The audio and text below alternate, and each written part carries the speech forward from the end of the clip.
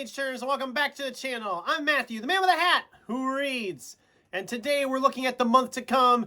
This is my December 2023 TBR video, the last TBR of the year. We have a bunch of books I wanted to get read yet this year. I'm not going to get to all of these, but we're going to do our best, won't we? So, I have 11 books here that I'm hoping to get to this month. Plus, whatever I don't get finished here in November. By the time you're watching this, November will be over and I would know which of those I got finished or not. But I got 2 more books I'm currently reading I'd like to get finished by the end of the month. One of them I think I can do. The other one, not so much. But we'll see what happens. Who knows? Maybe a miracle will happen. Miracles happen, right? It's that time of year. So, we'll start off with one that I didn't get to in November. I know I won't get to in November, so I'm shoving it back into December. That is Larry Correia's Monster Hunter Vendetta. This is like the only book from November I didn't get to. It's a bit chunky, but I think I can get to this one easy enough. I don't have too many pocket-sized books for the month of November. As I've said before, those are my barn books, the ones I take outside with me. So this will be one I'm going to get tackled pretty early in the month, I think. But we'll see what happens. And like I said, that's the one carryover. The rest of these, some of them have showed up in TBRs before. Some of them are library books. Some of them are Christmassy themed books because 'tis the season. And some of these I just want to get done by the end of the year. So let's dive on into them, starting with some library books. First up, we have The Making of Another Major Motion Picture Masterpiece by Tom Hanks. Yes, that Tom Hanks.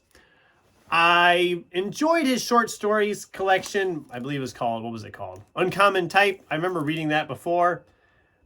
And I thought it was all right. This is about the making of a movie. We even have a graphic novel in the back. That's kind of cool.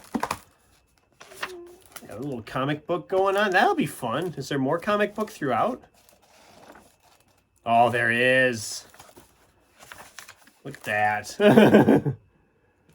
It's mostly text, but this is cool that there's like illustrations and stuff going on here. So that's kind of fun.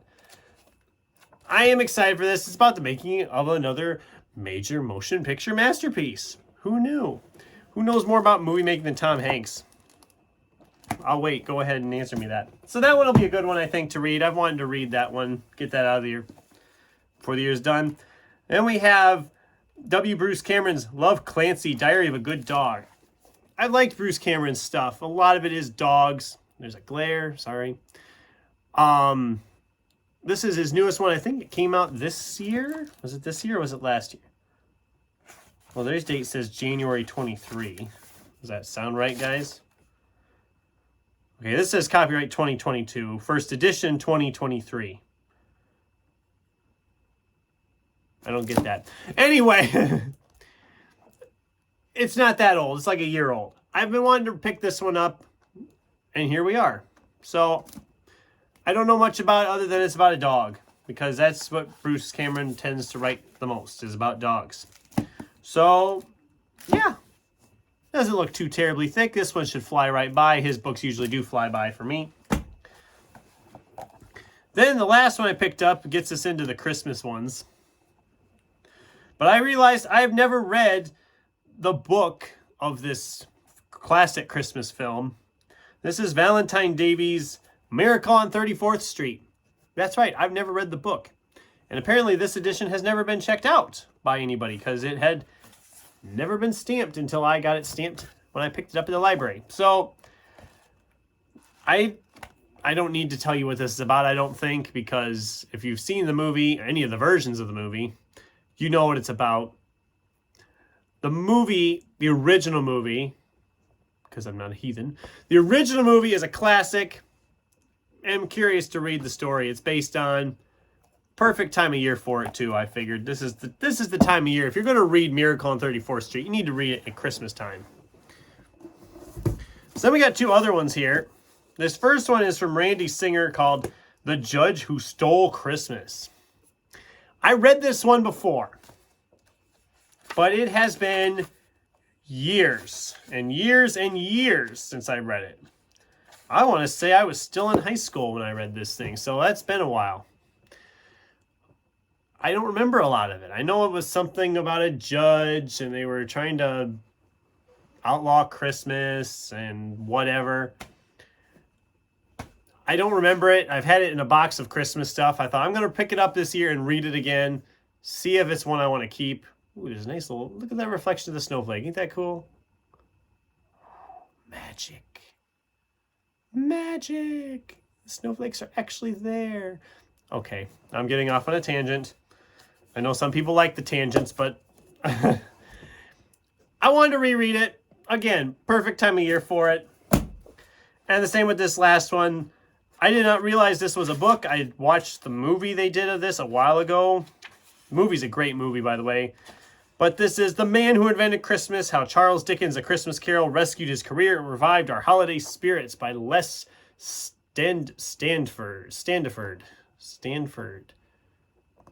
I'm not sure if there's some silent letters in there. It's spelled Standiford, so we're going to just say Les Standiford.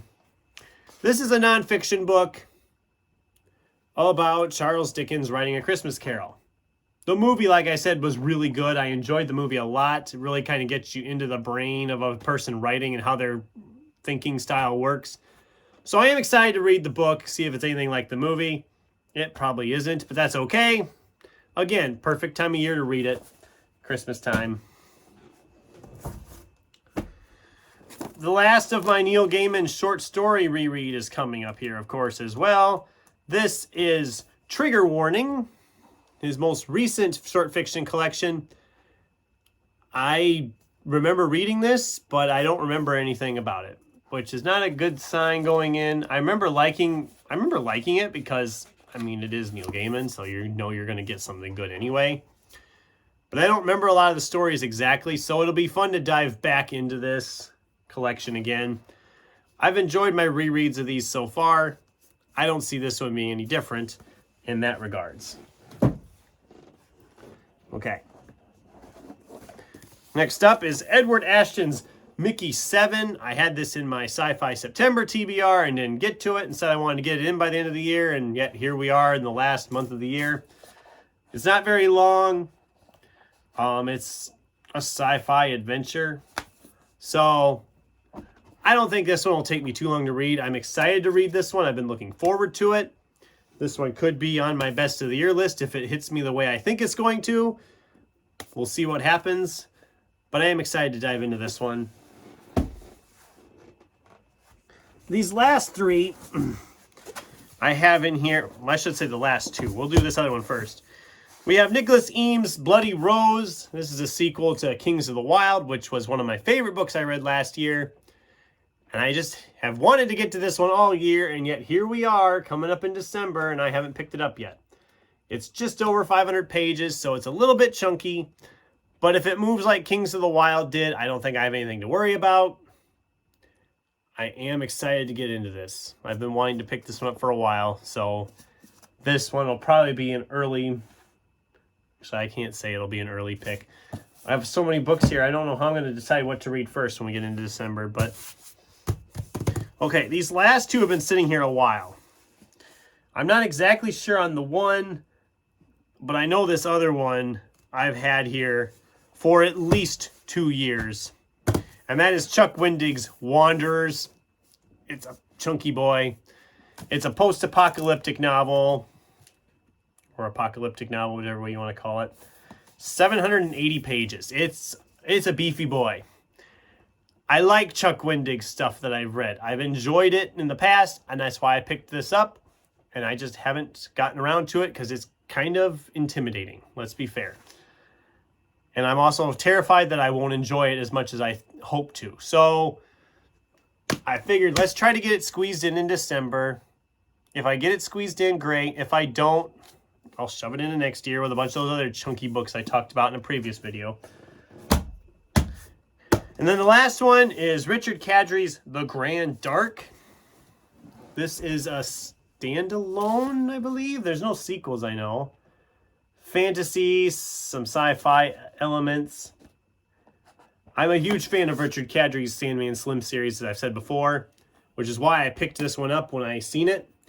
and I just never got around to reading it for some reason. I had even seen a review from a channel not too long ago. They were raving about how good it was, and I'm like, oh yeah, I have that in my pile. And they said, yeah, you should get busy and read it. I said, yeah, I should. That was, I think, back in May.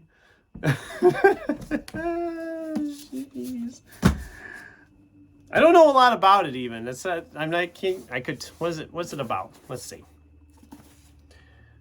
The Great War is over. The city of Lower Prozawa celebrates the peace with a decadence and carefree spirit as intense as the war's horrifying despair. But this newfound hedonism, drugs, sex, and endless parties distracts from the strange realities of everyday life. Intelligent automata taking jobs, genetically engineered creatures that serve as pets and beasts of war. A theater where gruesome murders happen twice a day and a new plague that even the ceaseless euphoria can't mask. Okay, yeah, so it sounds like a dark fantasy with some sci-fi elements. And it's grand. The Grand Dark. Not terribly long. I think it's like, what, 400 pages? Just over 400 pages. I'm excited for it. I wanted to get to this one. So, actually, I want to get to all of these. I have a lot of books here for the month. It's going to be a challenge to actually get all of these read. I know that, but I think I can do it. I'm going to buckle down and hit the books hard in December. So, money shot. My TBR for December 2023 is heavy. It's big, it's bulky. It should be good. November has been pretty good. Some of them were not very good that I read, but that's okay. It happens. I am excited, though, to dive into these December ones and finish off the year strong. And as December progresses, you're going to see a lot of them videos where I'm talking about what is to come, what is in the future for my reading in January, February, and beyond. What am I planning to pick up in 2024? What kind of craziness will I uncover between the pages? Well, I hope you'll join me to find out as the year progresses. So that's it for today's video. What did you guys think? Have you read any of these beefy, bulky books? Ow. What did you think of any of them? Are there any of these that I should prioritize first in the month? I'd love to get a discussion going with you in the comments down below. Thanks for watching, and tell me what's on your December TBRs. So thanks for watching, and until next time, keep turning pages.